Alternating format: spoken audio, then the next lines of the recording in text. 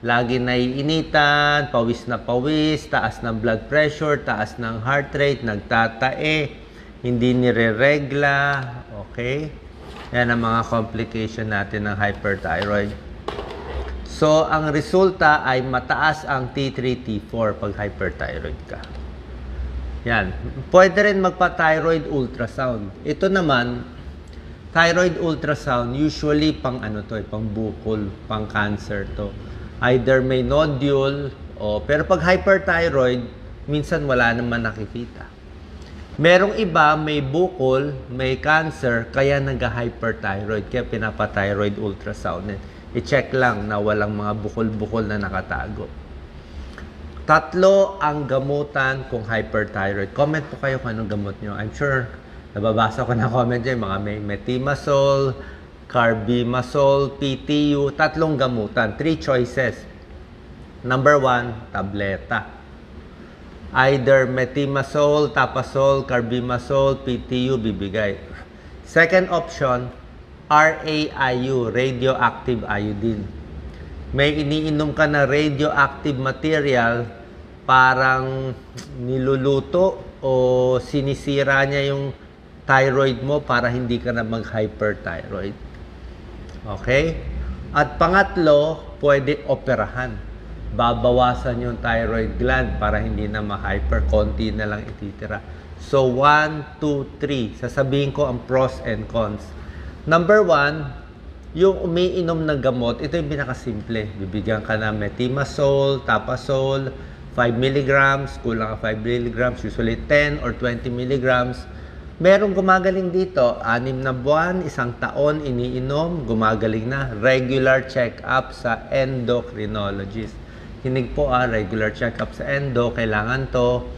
Advantage, mabilis, tableta lang, pwede gumaling agad. Pero, meron ding side effect sa iilang tao. Actually, medyo marami side effect niya. Siguro mga 10%, maybe 10 to 20% possible magka-side effect. Pero kung nandoon ka sa 80-90% din magkaka-side effect, di walang problema. Diba? Pero pag umiinom kayo ng methimazole, carbimazole, PTU para sa thyroid, may babantayan kayo. Tingnan nyo, nagra-rush ba kayo? Kung sobra daming mga parang eczema, tigil, balik tayo sa endo, palit ang gamot. Arthralgia, sakit ng mga muscle. Isa sa delikadong side effect ng mga thionamides, isang delikadong side effect ito, agranulocytosis. Babagsak ang white blood cell. So, yung mga sundalo ng katawan natin, white blood cell, panglaban, pampalakas ng immune system natin, kumokonte. Kung ang white blood cell dapat 5,000, 10,000, babagsak yan sa 600 na lang white blood cell mo. Pag bumagsak white blood cell mo, wala ka ng defense, magkakasingaw, magkakasakit, magkakalagnat, magkakapulmonya, delikado. Isa yan sa possible side effect lang. Diba? Pero sasabihin niya, ba't binibigay pa ito, Doc, ang daming side effect? Hindi naman lahat nagkaka-side effect. Diba? 80 to 90% hindi naman nagkaka-side effect. 80 to 90% ng tao masaya. Yung 10 to 20% na may side effect, lilipat tayo sa radioactive iodine or surgery. Kasi pag tinigil natin yung gamot, lahat puro radioactive. Lahat puro surgery. Gusto nyo ba agad ito? Radioactive iodine, mas mahal to. I think, I'm not sure how much. Dati mga 20, 30,000. Maganda rin yan. Permanent resolution. Pag may side effect ka sa tableta, dito ka radioactive. Kaya lang, meron ding problem minsan. Siyempre, may radiation. May small chance lang naman. Small chance ng oncogenic, which is cancerous. May konting chance tumaas yung cancer risk mo. Pwede ka rin ma-hypo kasi syempre pag radioactive, usually mas nauubos niya yung hyperthyroid mo. Mag-hypo ka naman.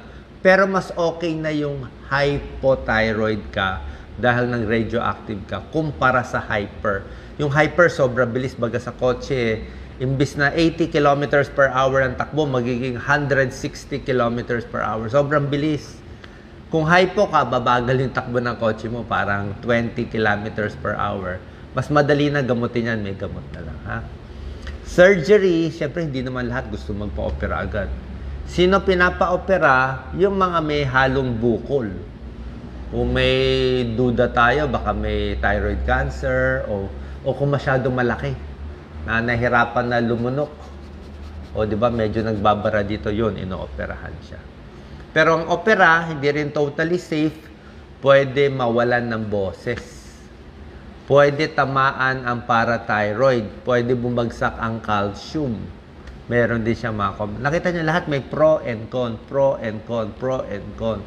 Kaya pag titignan to, pinakasimple, tableta muna. Bantayan na lang tong side effect. Yan ang hyperthyroid, kailangan ipapacheck. Basta yung sintomas niya, mahirap malaman. Parang kinakabahan, balisa. Check nyo lagi, T3, T4, TSH. Pag abnormal yan, pa-check sa endocrinologist. Pag nagamot ang thyroid, halos almost permanent cure yan. Okay? So ito yung gamot ng PTU, 50 milligrams ang doses 3 times a day. Methimazole, 5 milligrams to 20 milligrams. Follow-up, binabantayan. Usually, 1 to 2 years ang gamutan. Pag na-control na, binababa na yung dose. Okay? Mamaya pag-usapan natin, ano ang pagkain sa hyperthyroid? Okay? Habang hyperthyroid ka, habang hyper ka pa, na umpisa pa lang ang gamutan, diba? Ayaw mo masyado yung maraming iodine. Avoid it. Ayaw mo masyadong iodine kasi marami ka ng thyroid.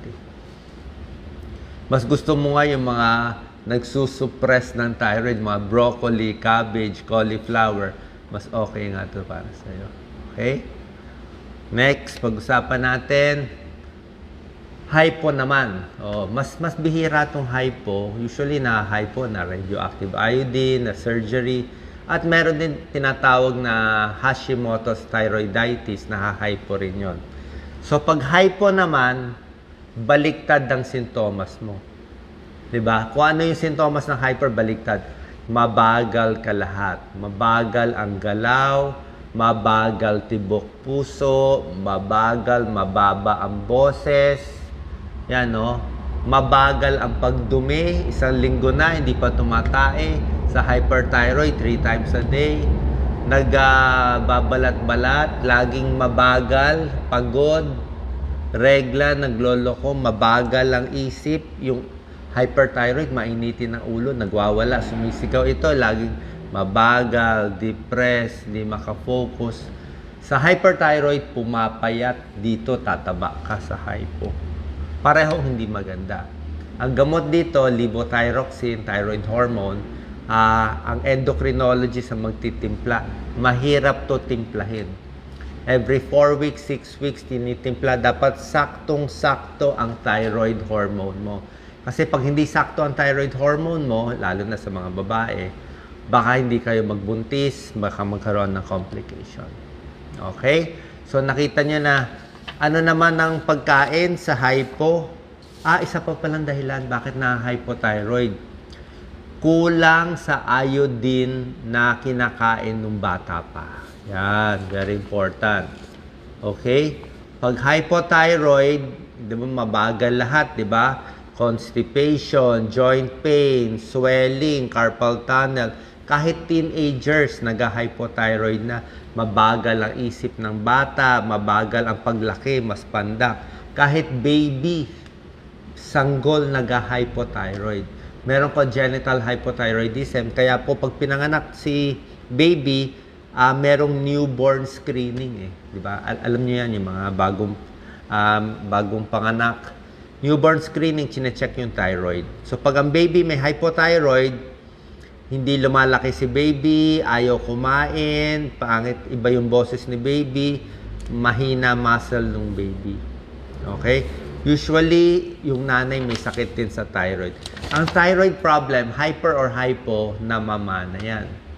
Kung magulang mo, auntie mo meron, pwede ka magkaroon. Usually, babae ang nagkakaroon ng thyroid problem. Yung hyperthyroid, hypothyroid, karamihan babae. Pwede rin lalaki. Yung thyroid cancer, pantay. Meron sa lalaki, meron sa babae. Okay? So, pag hypothyroid, delikado din yan.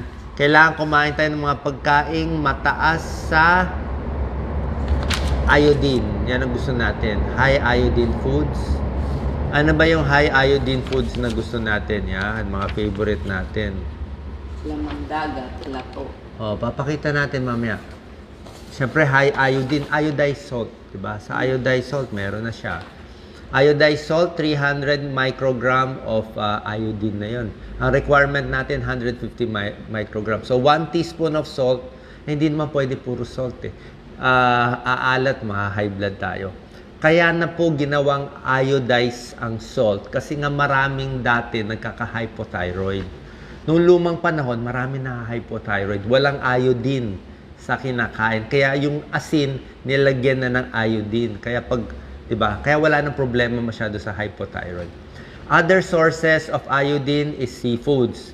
Isda, seafood, hipon, crab, alimango, alimasag, lobster, sushi, carrageen, agar-agar, seaweeds, algae, alginate, nori, kelp, lahat yan yung galing sa dagat, mataas sa iodine.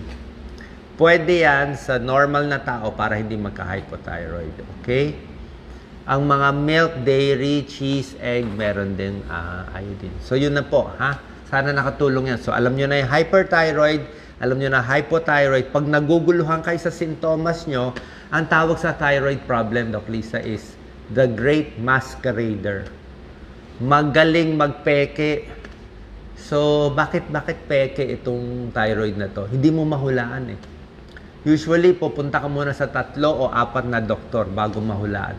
Siyempre, pag pumunta ka sa cardiologist, nagpapalpitate, baka isipin, ay, may heart problem to. O nagtatae, pumunta ka sa gastroenterologist, ay, nagtatae to, bigyan natin ng pampatigas ng dumi. Kasi nga, malilito ang sintomas niya, buong katawan eh. So, huling-huli, kailangan maisip ng doktor na, uy, thyroid pala ang problem. Mahirap siya, dito, nakatago siya dito. Okay? Minsan, hindi siya lumalaki. So, ang third problem natin, hyperthyroid, hypothyroid. Third problem is cancer or nodule. Ayan, may bukol siya. Ito, mas delikado. Kasi merong thyroid cancer. Okay? Maraming cases ng thyroid. Anong cause? Isa walang cause eh. Smoking, alcohol, stress, puyat, unhealthy food. So, pag may bukol, titingnan kung benign na nodule lang o cancerous. Minsan, binabiopsy. Pag hindi sigurado, binabiopsy. Pero kung marami ng bukol-bukol dito na may thyroid, duda natin thyroid cancer, ooperahan na agad. Ooperahan na siya. Kasi pag hindi inoperahan, kakalat yan. Ako, delikado po. Okay? So, iodine-rich foods, seafoods, yan, seaweeds, mataas sa iodine, dried seaweeds, cod, isda, yogurt, potato, fish, tuna, turkey, yan po. Okay? Iodine-rich foods, kailangan. Yung mga vitamins na kailangan natin, exercise, marami ding mga vitamins na kailangan. Okay, may mga zinc, selenium, iron, lahat ito kailangan natin. Calcium and vitamin D. Pag hyperthyroid kasi bumabagsak yung calcium and vitamin D. Nagiging brittle at mahina yung buto. So, kailangan mo ng calcium supplement and vitamin D supplement kung hyperthyroid. Okay, sana nakatulong tong video natin. Malalim na explanation ko. Hyperthyroid, hypothyroid, thyroid cancer, papacheck sa endocrinologist. Huwag babaliwalain. I'm sure marami nanonood sa atin, lalo na yung mga kababaihan. Kala nyo lang, ano ba itong sintomas ko? Bakit ganun ang nararamdaman ko? Kailangan magduda tayo. Okay? Baka minsan hindi maisip ng doktor eh. Usually mahirap to mahuli. Kayo mismo pasyente, alam nyo katawan ninyo, di ba? Alam nyo na may iba. Kung duda nyo may iba, ganito ang sintomas nyo. Ayan o. Hyperthyroid symptom, yan o, infertility, naiinitan, bilis ng heartbeat. Kala mo nervous ka, hindi ka naman talaga nervous, baka thyroid problem.